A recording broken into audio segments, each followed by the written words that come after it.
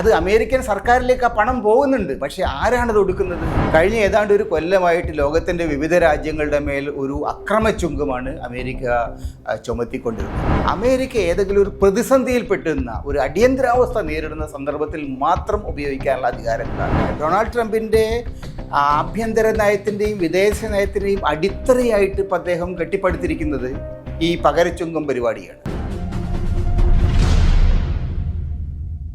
തൻ്റെ പ്രിയപ്പെട്ട പരിപാടിയായിട്ടുള്ള പകരച്ചുങ്കം പരിപാടി അമേരിക്കൻ സുപ്രീം കോടതി പൂർണ്ണമായിട്ടും തിരസ്കരിച്ചപ്പോൾ പ്രസിഡന്റ് ഡൊണാൾഡ് ട്രംപ് അതിനോട് പ്രതികരിച്ചത്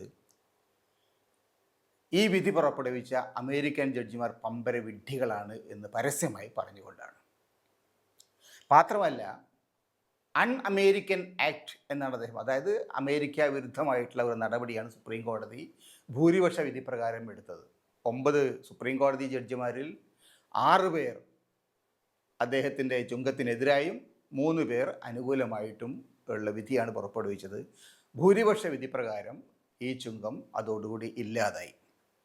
കഴിഞ്ഞ ഏതാണ്ട് ഒരു കൊല്ലമായിട്ട് ലോകത്തിൻ്റെ വിവിധ രാജ്യങ്ങളുടെ മേൽ ഒരു അക്രമ ചുങ്കമാണ് അമേരിക്ക ചുമത്തിക്കൊണ്ടിരുന്നത്. ഇന്ത്യയെപ്പോലുള്ള രാജ്യങ്ങൾക്ക് 50% നികുതി ചുമത്തി, ബ്രസീലിന് 50% നികുതി ചുമത്തി, മറ്റു പല രാജ്യങ്ങൾക്കും അദ്ദേഹത്തിന് തോന്നിയ മട്ടിൽ നികുതി ചുമത്തി. അതോടുകൂടി അമേരിക്കയുമായിട്ടുള്ള വ്യാപാര ബന്ധങ്ങൾ ലോകത്തെ പല രാജ്യങ്ങളെ സംബന്ധിച്ചും അസാധ്യമായി. ഈ നിയമം അദ്ദേഹം നടപ്പിലാക്കിയത് യഥാർത്ഥത്തിൽ അമേരിക്കൻ കോൺഗ്രസിൻ്റെ അധികാരങ്ങൾ കവർന്നെടുത്തുകൊണ്ടാണ് എന്ന് സുപ്രീം കോടതി കണ്ടെത്തി. കാരണം അദ്ദേഹം അതിനായിട്ട് ഉപയോഗിച്ചിരുന്ന എമർജൻസി പവേഴ്സ്, അടിയന്തര അധികാരങ്ങൾ പ്രകാരം അമേരിക്ക ഏതെങ്കിലും ഒരു പ്രതിസന്ധിയിൽപ്പെട്ടുന്ന ഒരു അടിയന്തരാവസ്ഥ നേരിടുന്ന സന്ദർഭത്തിൽ മാത്രം ഉപയോഗിക്കാനുള്ള അധികാരങ്ങളാണിത്. ചുങ്കം എന്ന് പറയുന്നത്, അമിത ചുങ്കം ചുമത്തൽ എന്ന് പറയുന്നത് അത്തരത്തിലുള്ള ഒരു അടിയന്തര ആവശ്യമല്ല. അത് കോൺഗ്രസിൻ്റെ അനുമതിയോടുകൂടി ചെയ്യേണ്ടതാണ്. അതുകൊണ്ട് തന്നെ ഈ ചുങ്കപ്പരിപാടി, ഈ അമിത ചുങ്കപ്പരിപാടി ഒരു കാരണവശാലും അമേരിക്കൻ നിയമപ്രകാരം പാടില്ല എന്നാണ് അസന്ദിഗ്ധമായിട്ട് അമേരിക്കൻ സുപ്രീം കോടതി വിധിച്ചിരിക്കുന്നത്. ഇത് വലിയൊരു തിരിച്ചടിയാണ്. കാരണം ഡൊണാൾഡ് ട്രംപിൻ്റെ ആഭ്യന്തര നയത്തിൻ്റെയും വിദേശ നയത്തിൻ്റെയും അടിത്തറയായിട്ട് ഇപ്പം അദ്ദേഹം കെട്ടിപ്പടുത്തിരിക്കുന്നത് ഈ പകരച്ചുങ്കം പരിപാടിയാണ്. അതായത് അമേരിക്കയെ മറ്റു രാജ്യങ്ങളെല്ലാം കൊള്ളയടിക്കുകയാണ്. ഈ കൊള്ളയടിക്കുന്ന രാജ്യങ്ങളെ നിലയ്ക്ക് നിർത്താൻ ഒരേ ഒരു പരിപാടി അമേരിക്കയുമായിട്ടുള്ള വാണിജ്യ ബന്ധങ്ങളിൽ വലിയ മതിലുകൾ കെട്ടുക, അവർ കൊണ്ടുവരുന്ന സാധനങ്ങൾക്ക് വമ്പിച്ച നികുതി ചുമത്തുക എന്നുള്ളതാണെന്ന് അദ്ദേഹം പറയുന്നു. അതുകൊണ്ടാണ് ലോകത്തെ എല്ലാ രാജ്യങ്ങളുമായിട്ടുള്ള ഇടപാടുകളിൽ ഈ അമിത ചുങ്കം അദ്ദേഹം ചുമത്താൻ തുടങ്ങിയത്. അതിൻ്റെ ഫലമായി കഴിഞ്ഞ ഏതാനും മാസങ്ങളിലെ അവസ്ഥ നോക്കിയാൽ അമേരിക്കൻ ഉപഭോക്താക്കളും ഇറക്കുമതി ചെയ്യുന്ന റോ മെറ്റീരിയൽസ് അടക്കമുള്ള സാധനങ്ങൾ ഇറക്കുമതി ചെയ്യുന്ന കമ്പനികളും ദശലക്ഷക്കണക്കിന് കോടി ഡോളറാണ് ഇതിനു വേണ്ടി അമിതമായിട്ട് ചിലവാക്കേണ്ടി വന്നിരിക്കുന്നത്. കാരണം ലോകത്തിൻ്റെ മറ്റു രാജ്യങ്ങളിൽ നിന്ന് അമേരിക്കയിലേക്ക് ഇറക്കുമതി ചെയ്യുന്ന ഉപഭോഗ വസ്തുക്കളും കമ്പനികൾ ഇറക്കുമതി ചെയ്യുന്ന റോ മെറ്റീരിയൽസിനും മറ്റ് സംഗതികൾക്കും ഈ 50%, 40% നികുതി ചുമത്തുമ്പോഴേ അത് ആരെങ്കിലും ഒരാൾ ഒടുക്കണം. അത് അമേരിക്കൻ സർക്കാരിലേക്ക് ആ പണം പോകുന്നുണ്ട്. പക്ഷേ ആരാണത് ഒടുക്കുന്നത്? അത് ഒടുക്കുന്നത് അമേരിക്കൻ കമ്പനികളും അമേരിക്കയിലെ ഉപഭോക്താക്കളുമാണ്. മറ്റു രാജ്യങ്ങളെ സംബന്ധിച്ചിടത്തോളം അവർക്ക് കയറ്റുമതി നഷ്ടപ്പെടുന്നു, സ്വാഭാവികമായിട്ട് നഷ്ടം സംഭവിക്കുന്നു. പക്ഷേ അമേരിക്കൻ ഉപഭോക്താവിനെ സംബന്ധിച്ചിടത്തോളം അവർ വാങ്ങുന്ന ഓരോ സാധനത്തിനും വമ്പിച്ച തോതിലുള്ള അമിത നികുതി കൊടുത്തുകൊണ്ട് മാത്രമാണ് അവർക്കത് വാങ്ങാൻ കഴിയുന്നത്. അത് പ്രകാരം കഴിഞ്ഞ 7 മാസങ്ങളിലെ കണക്ക് നോക്കിയാൽ ഒരു കുടുംബത്തിന് $1700 നഷ്ടപ്പെട്ടിട്ടുണ്ട് എന്നാണ് കണക്കുകൾ പറയുന്നത്. അതായത് ഇപ്പോൾ അമേരിക്കൻ സുപ്രീം കോടതി വിധി പ്രകാരം ഇത് നിയമവിരുദ്ധമാണ് എന്ന് അവർ വിധിച്ച സാഹചര്യത്തിൽ ഈ അമിതമായിട്ട് കൊടുത്ത ചുങ്കം അമേരിക്കൻ ഉപഭോക്താവിന് തിരിച്ചു കൊടുക്കാൻ അമേരിക്കൻ സർക്കാർ ബാധ്യസ്ഥമാണ്. കാരണം അവർ കീശയിൽ നിന്ന് അടിച്ചു മാറ്റിയ പണമാണത്.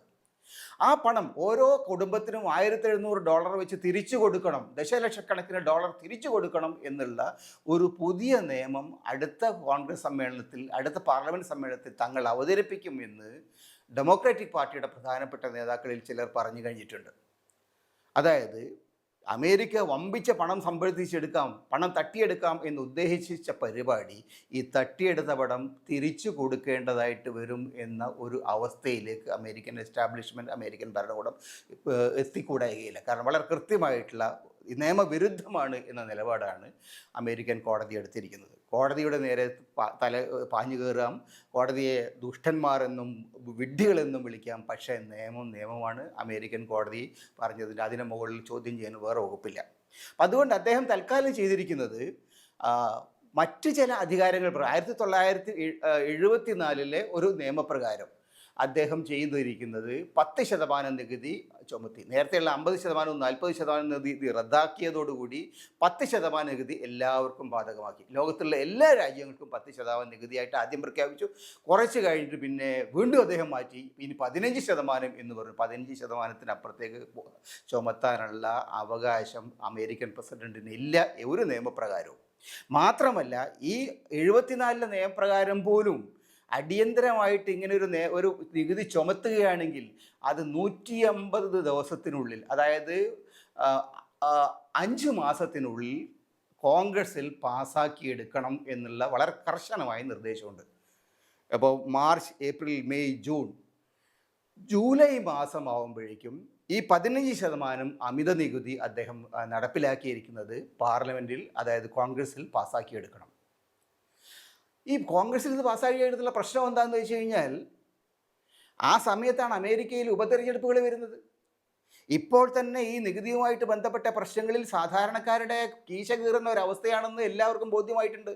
58% ജനങ്ങളാണ് കഴിഞ്ഞ ദിവസം നടത്തിയ വോട്ടെടുപ്പിൽ, അഭിപ്രായ സർവേയിൽ 58% ജനങ്ങളാണ് പറഞ്ഞിരിക്കുന്നത് ഈ പുതിയ പകരച്ചുങ്കം അമേരിക്കൻ ഇക്കോണമിയെ, അമേരിക്കൻ ഉപഭോക്താക്കളെ വലിയ തോതിൽ ഉപദ്രവിച്ചിരിക്കുകയാണ്. ഇത് ഒരു തരത്തിലുള്ള പ്രശ്നങ്ങൾ ഉണ്ടാക്കുന്നില്ല എന്ന് പറഞ്ഞ വെറും 10% ആളുകൾ മാത്രമാണ് ഒരു തരത്തിലുള്ള പ്രശ്നം ഉണ്ടാക്കുന്നത്. ബാക്കി എല്ലാവരും പൊതുവിൽ പറഞ്ഞു കഴിഞ്ഞാൽ ഈ നിയമത്തിനോട് എതിരായിട്ട് നിൽക്കുന്നു. മഹാഭൂരിപക്ഷം ജനങ്ങളും അമേരിക്കയിലെ പകരച്ചുങ്കം ഏർപ്പാട് തങ്ങൾക്കൊരു ബാധ്യതയായി മാറിയിരിക്കുന്നു എന്ന് പറയുന്നു. ഈ സമയത്താണ് ട്രംപ് വീണ്ടും തൻ്റെ അമിതാധികാര പ്രയോഗവുമായി പോകുന്നത്, സുപ്രീം കോടതിക്കെതിരെ കുരച്ചു ചാടുന്നത്. അതൊക്കെ നല്ല നിലയിൽ അമേരിക്കയിൽ അഭിപ്രായ സ്വാതന്ത്ര്യമുള്ള രാജ്യമായതുകൊണ്ട് അതൊന്നും ആരും ഗൗരവമായിട്ട് എടുക്കാനിടയില്ല. പക്ഷേ ജൂലൈ മാസത്തിൽ അദ്ദേഹം 150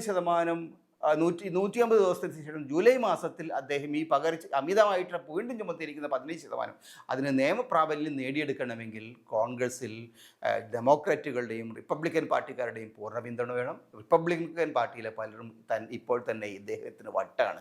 ഇദ്ദേഹം എല്ലാവിധ നിയന്ത്രണങ്ങളും വിട്ട് തോന്നിയമാര് രാജ്യം ഭരിക്കുകയാണ്. ഇത് ആപത്താണ് എന്ന് പറയാൻ തുടങ്ങി ഗാവിൻ ന്യൂസോം തുടങ്ങിയ വളരെ പ്രശസ്തരായിട്ടുള്ള അമേരിക്കൻ റിപ്പബ്ലിക്കൻ നേതാക്കൾ പോലും ഒരു കാരണവശാലും ഇതിനെ അംഗീകരിക്കാൻ കഴിയില്ല എന്ന നിലപാട് ഇതിനകം തന്നെ എടുത്തു കഴിഞ്ഞു. അതായത് കഴിഞ്ഞ കുറേ കാലങ്ങളായി ലോകത്തെ കൈയിലിട്ട് അമ്മാനമാടുന്ന ട്രംപ് അവസാനം അടിതെറ്റി വീഴുകയാണ് എന്ന് സംശയിക്കാവുന്ന അവസ്ഥയിലേക്ക് കാര്യങ്ങൾ നീങ്ങുന്നു എന്നുള്ളതാണ് ഇപ്പോഴത്തെ അവസ്ഥ.